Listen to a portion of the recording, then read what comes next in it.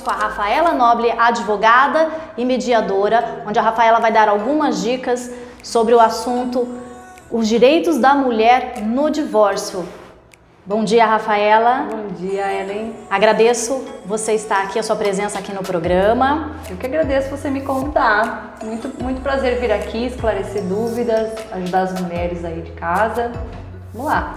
Rafaela, quando se pensa no divórcio, existe aquele tempo de estar prorrogando, de estar protelando esse assunto devido à falta de conhecimento, algumas dúvidas também, né? Então, quando se toma a decisão do divórcio, qual seria o primeiro passo? Primeiro passo, prepare-se, né? Bom, o que eu poderia dizer para as mulheres que estão querendo se separar é que elas precisam de um planejamento, né?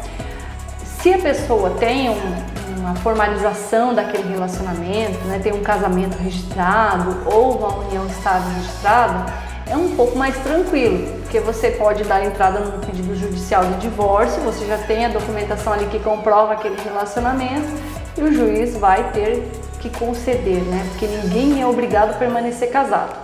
Aquela coisa que antigamente falava, não, eu não dou o divórcio para você, fique tranquilo porque não existe mais. Hoje em dia a pessoa não é obrigada a permanecer casada, então se uma das partes quer se separar, a outra tem que aceitar. Porém, se a pessoa não tem aquela formalização, né, não casou no papel, que é o mais comum hoje em dia, né? A gente tem aí união estável, a gente sabe que a maioria dos casais hoje vai morar junto e acaba tendo filhos, constituindo família e não formalizou, não colocou no papel. Então, quando você quiser se separar e tiver aí uma união estável não formalizada, o ideal é você conseguir documentos que vão comprovar que vocês tinham essa união estável. Aí você me fala, que documentos, né? Bom, documentos que comprovam a união estável seria conta de luz em nome de um ou de outro, né? Aí você tem aí um aluguel ou um financiamento de um imóvel no nome do marido e a conta de luz no nome da mulher, tá? No caso de não ter filhos, né? Conta bancária, se tiver uma conta corrente,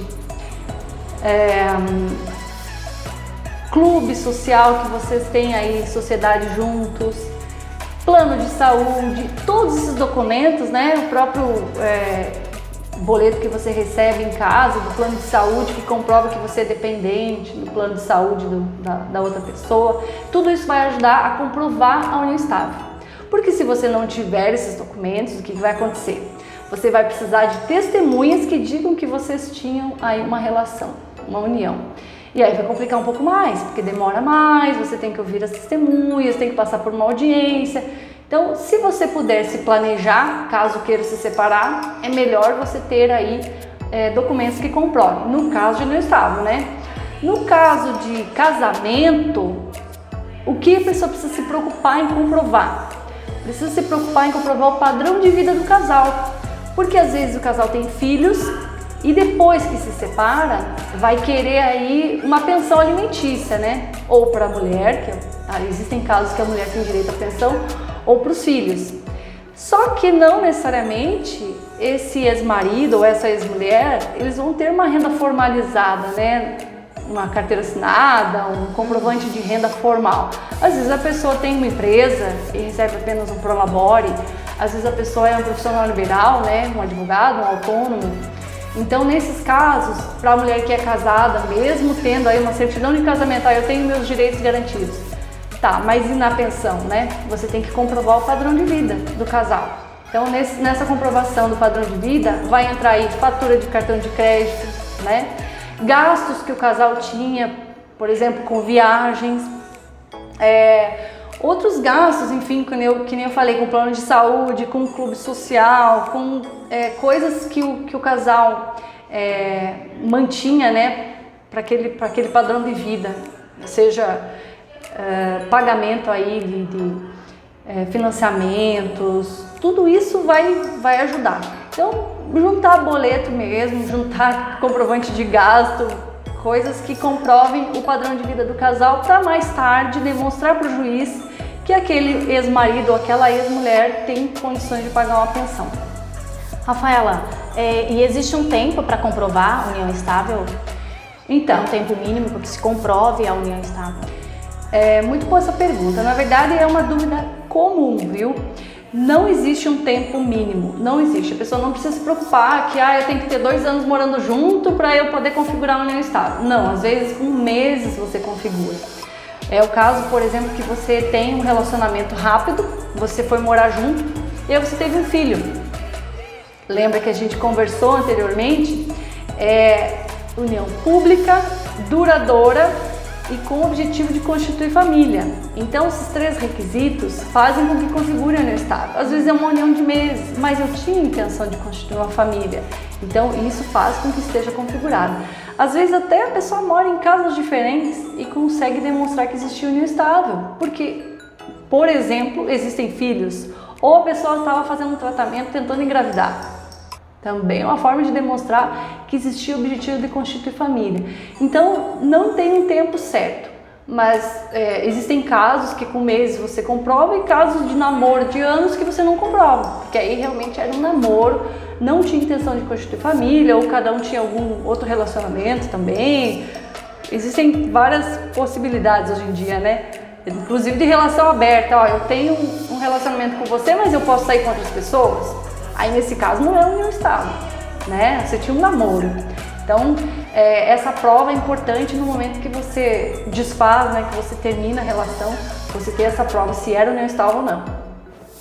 Vamos para um breve intervalo e logo voltamos com mais dicas da Rafaela, mais dicas e conhecimentos sobre os direitos da mulher no divórcio.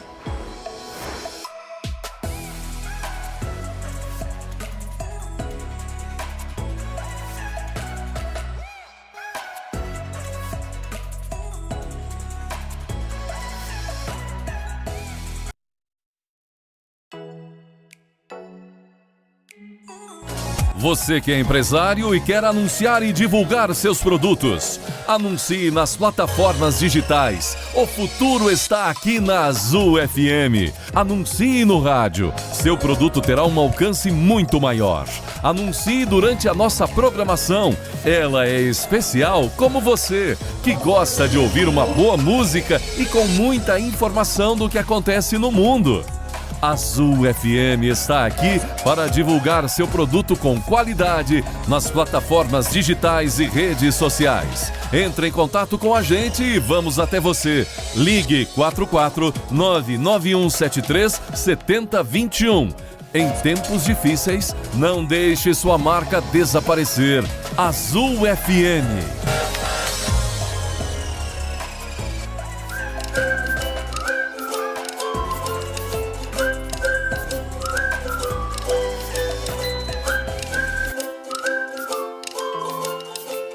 Voltamos do nosso intervalo, dia a dia com você, hoje com Rafaela Noble, advogada e mediadora. A Rafaela está dando algumas dicas pra gente hoje no dia a dia com você sobre os direitos da mulher no divórcio.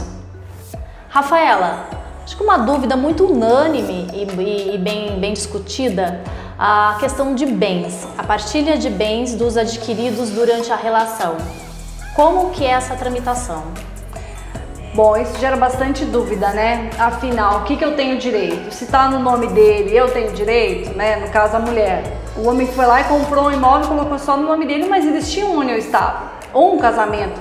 Lógico que no caso do casamento é mais difícil do homem conseguir colocar o imóvel só no nome dele, porque o próprio cartório já vai pedir, né? Certidão de casamento, vamos colocar aqui que tem a esposa, porque na hora de vender pode dar problema. Mas na união estável é muito comum mesmo que a pessoa compre, se declare solteira e diga, não, isso aqui é meu. Aí na hora da separação e surge essa dúvida, né? E agora, eu tenho direito ou não tenho? Tem direito. A verdade é que tem direito. Se foi adquirido durante a relação, durante a união estável, estava morando junto, tinha filhos, tinha uma família bem bonita, mas não tinha formalizado. Tem direito a tudo que for adquirido durante esse período. Foi 2 anos, foi 3 anos, foi 10, foi 20, né? Tem casos que a pessoa fica 20 anos, não casou e não formalizou a união estável, mas tiveram filhos, tiveram netos. Então, o companheiro, que a gente denomina assim, companheiro ou convivente, né? Vai ter direito a metade de tudo que foi adquirido. Agora, deixando claro, o que foi adquirido durante a relação. O que a pessoa tinha antes não entra, né? Tinha um imóvel, tinha um automóvel, não entra na divisão. E também o que ela receber por herança também não entra. Então, se você tem um marido ou uma esposa que recebeu uma herança, você não vai ter direito a essa divisão. Aí você vai dizer, ah, mas meu tio, meu avô recebeu metade da herança. Antigamente, quando a gente tinha aí a comunhão universal, né, casava, tudo era dos dois, existiam casos que o marido ou a mulher herdavam junto, né, com a comunhão universal, que é muito rara hoje em dia. Hoje em dia, a regra geral chama comunhão parcial de bens. Comunhão parcial de bens que serve tanto para o casamento quanto para a união estável. Se aplica na união estável a comunhão parcial e deixa a união estável igual ao casamento. Então, nesse caso, a pessoa não vai ter direito à herança na comunhão parcial de bens, tá? E vai ter direito apenas ao que foi adquirido durante a relação, naquele lapso de tempo entre o início e o final. Aí vai dividir. Por exemplo, a pessoa separou de fato, que a gente fala, né? Saiu da casa e já passou um ano e ela comprou um imóvel depois da separação. Aí na hora de judicializar, a outra pessoa, né, vai dizer, não, mas vamos dividir isso aqui também. Não vai entrar, porque já existiu uma separação de fato quando foi adquirido o imóvel. Então já teve um termo final daquele relacionamento. Então é só durante aquele lapso de tempo que eles estiveram juntos. Super dica da Rafaela aqui, muito interessante, Rafaela, essa sua dica. Mais uma dica pra gente, mais uma dúvida, Rafaela. A questão de pensão para os filhos. Como que é essa tramitação da pensão para os filhos? É importante falar disso, né? Então, a gente tem aí um consenso geral que faz com que as pessoas acreditem que exista uma regra que a pensão é 30%. Não sei se você já ouviu falar, né?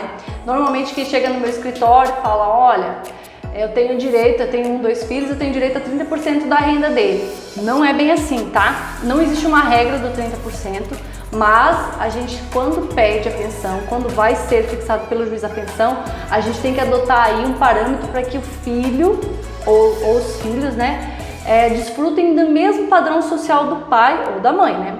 Então, se o pai tem uma renda boa, ele tem que pagar a pensão proporcional para que os filhos tenham um padrão de vida parecido, né, com o dele.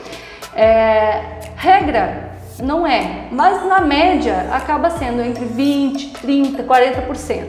Quando tem mais filhos, por exemplo, chega até 50% de pensão.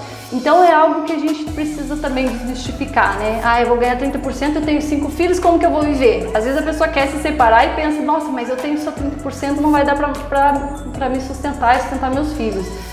Não, às vezes a pensão pode ser até muito maior, né? Pode ser 50, até 60, dependendo muito do caso, cada caso é um. Então, não é para desestimular ninguém. A pensão vai ser avaliada de acordo com as despesas da criança, né? Também a gente tem que comprovar isso judicialmente. Então, se tem um filho ou dois, os dois estão numa escola particular, fazem natação, fazem inglês, tal. Quantas coisas que tem hoje em dia para as crianças, né? E isso aí tudo vai compor o valor da pensão alimentícia que tem que ser paga.